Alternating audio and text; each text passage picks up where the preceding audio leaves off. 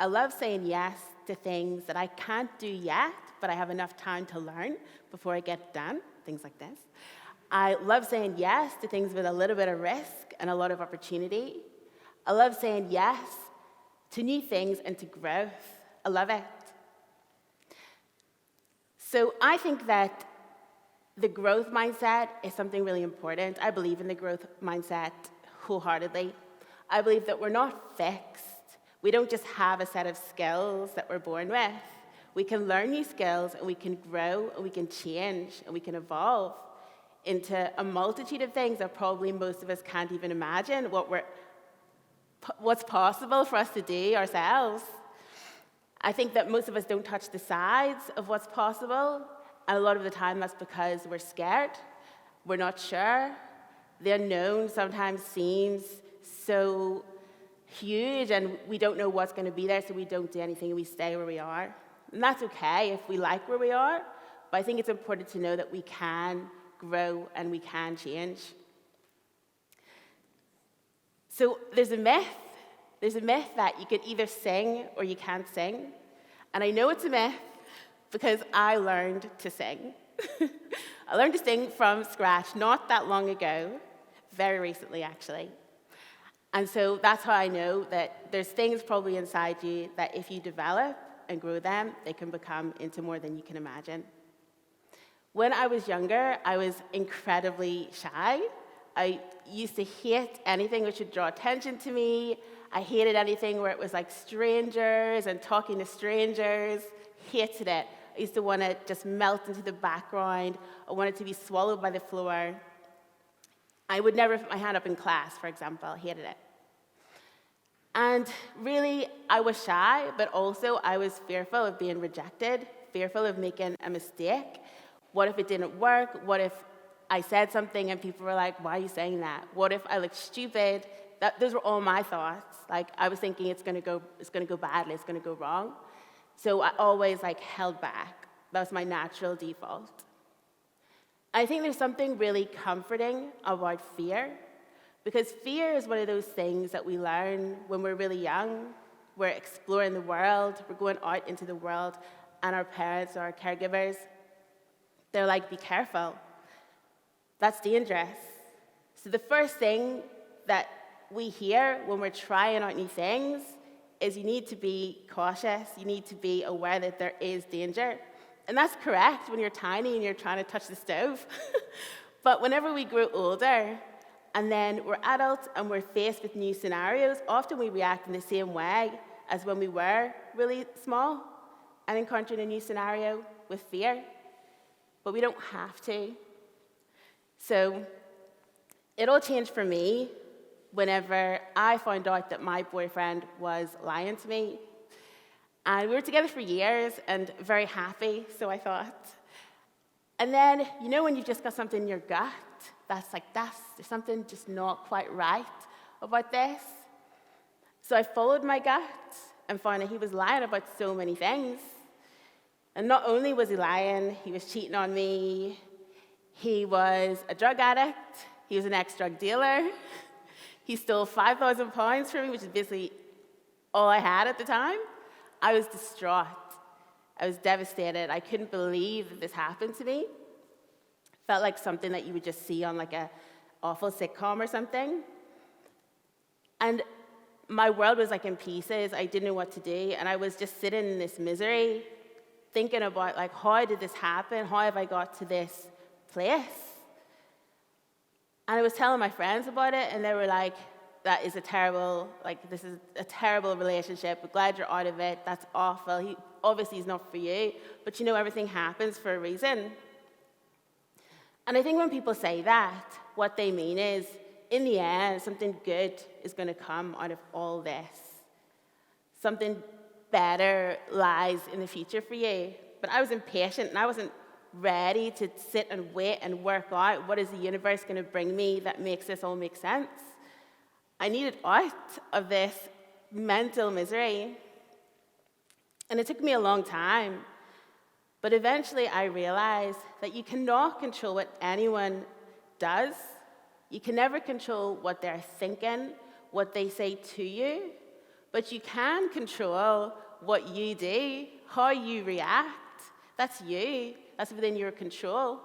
So I was wallowing in these feelings, thinking about this all the time. Then I realized my brain is full of this. Of course, I'm sad. I'm thinking about all the awful things that happened. So when I realized, actually, I can control how I feel by taking control about what my mind rests on, where I spend my mental energy, that's when everything changed. So I decided I'll make sure that I spend every day on something that makes me happy, just something small that makes me happy. And I'll take a bet on growth, because when you take a risk to do something new, to learn something new, it's a win-win. So either you try it, you fail, then you learn. That's a win. Learning is a win. Or you try it and you achieve something and you win. So I was like, this is what I'm going to do. I'm just going to focus on lots of things that make me happy and also make me grow. So I started to read more books, and I joined a few classes. So I joined a kickboxing class. I joined a hula hooping class, so I can hula hoop with all my limbs. And I joined a singing class.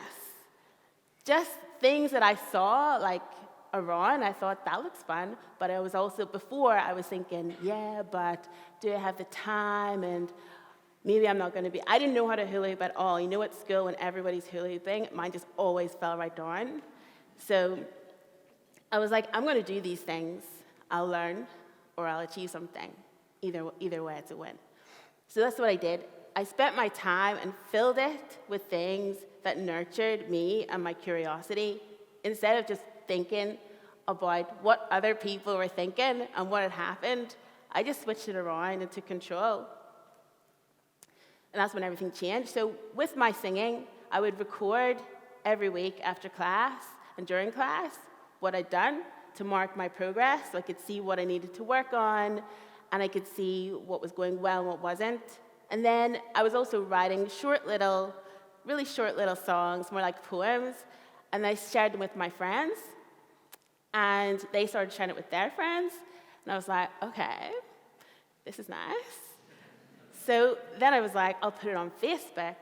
Instead of sharing it with these individual friends, I'll just put it on Facebook, because that's where my friends all are. So I did. And one of my friends from long time before, he saw it, and he was like, I didn't know you were a singer and a writer. Do you want to collaborate on this song? I've got some music. I was like, I'm not a singer, not a writer. I've had like 6 singing lessons. So I wrote this song because I wasn't going to turn down an opportunity just because I didn't think I could do it, which I didn't think I could. I thought, I'll try it. Worst case scenario, he's going to give me tips, and I've learned something. So I did. I wrote it, and he loved it. And a few months later, he signed me to his record label. I didn't even know he had a record label. And whenever he said, I love your song, Winnie, can I release it? I was like, sure, go for it. Like, that's a present. I wrote it for you. It's a collab. It's a gift. And he was like, that's not how the music industry works. You can't just give away your work. That's work. And he called me and explained the whole thing. But I wasn't trying to be a writer or a singer or anything at all. All I was doing was following the small thing inside me, which made me curious of what if this, or that might be fun, and just ignoring the voice in my head that thought, you can't do that, you don't know how to do that. That's the only thing I did.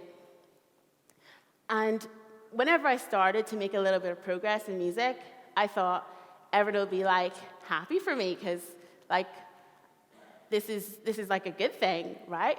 Nope. No, they were not. And remember my crippling fear, the thing that held me back all this time from doing anything I really wanted to do, was the fear of being laughed at, the fear of rejection.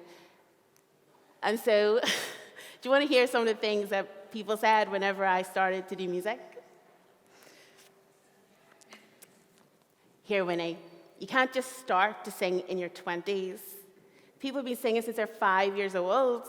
You can't just become a singer. You've either got it or you haven't. whenever I got signed to a label, I had this contract, and I was asking my friends, would you know any lawyers? Do you think I should get a lawyer? And one person said, Winnie, you're not going to get a lawyer to look at that, are you? It costs you about £500. You're never going to make £500 out of music. No way. And then once again, I started to do well. Another favorite quote of mine. You're doing very well, Winnie. I'm very impressed. I'm surprised, but it's impressive. But it's probably because you're female and because you're black, and they've got diversity quotas these days, so you need to fill the quota. Just so you know, it has never been an advantage to be black or female. Not now, not ever. Of the top musicians in the UK and Ireland, 24% are female artists. 14% are female writers. 8% are ethnic minorities. It is not an advantage. But by this point, when I'm hearing all these things, in another version of myself, that would have been the end. I'd be like, yeah, you're right. Yeah, there's no point, I won't do it. But because I'd already decided, my goal is not actually to achieve anything.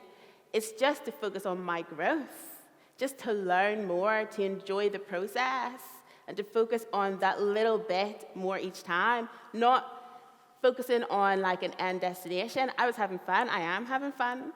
So that's the only reason I've achieved what I have. If I'd listened to negativity from myself and from the people who were very happy to give it to me, I would never have opened for Macy Gray. I would never have headlined the BBC Introducing Stage. I would never have had 4 Music Week top 10 songs, including a #1. And I would never have my own weekly radio show. So I just want to encourage you all, if there's a little seed of curiosity within your mind and you're thinking, I wonder if, I think you should follow it. I think you should water that seed, and I think you should lean into it, because there's no way you can know what's possible until you try it. And it's not a scenario where you can lose if your focus is growth. If you say yes to personal development and growth, you're going to win. You're either going to learn or you're going to achieve something, and most likely both. So I just want to encourage you to say yes to growth.